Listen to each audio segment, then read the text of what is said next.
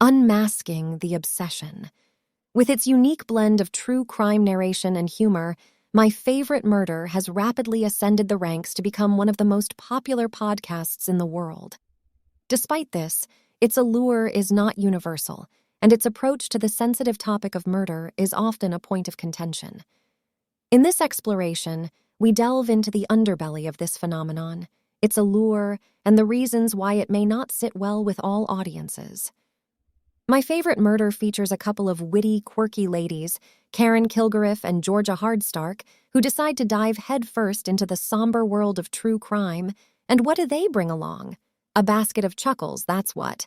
This is the magical universe of My Favorite Murder, a true crime comedy podcast that's been setting the internet on fire since its debut in 2016.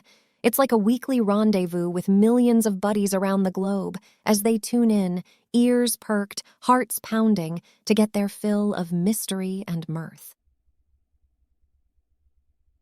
The secret ingredient. What's the secret ingredient in this sizzling success recipe, you ask? Well, it's the rich, gooey layer of emotional connection sandwiched between two crunchy slices of wit and humor. Kilgariff and Hardstark aren't just your regular podcast hosts. They're like those two besties you can't help but invite to every party because they know how to keep things real and ridiculously fun. The genius of My Favorite Murder is that it doesn't bill itself as a tear-jerking sympathy saga. It's more like, hey, we're going to talk about some gruesome stuff, but we'll also make sure you spit out your coffee laughing. Karen and Georgia defend their right to approach some of life's darkest corners armed with a shield of humor. And that's their way of dealing with the heebie-jeebies, a quirky coping mechanism many listeners find as relatable as sweatpants on a Sunday. But let's not forget the iconic catchphrases that have sparked a cultural wildfire.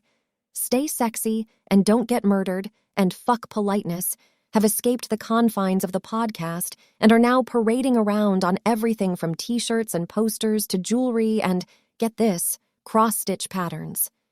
It's like these words have come to life, serving as a cozy blanket of comfort and a bold reminder of the power of humor in the face of adversity. The fan base of My Favorite Murder, affectionately known as Murderinos, are a community with a shared interest in true crime. Their passion extends beyond the podcast, creating a community that thrives on shared experiences and unique perspectives. However, this community might seem isolating for those who do not share the same fascination with the macabre.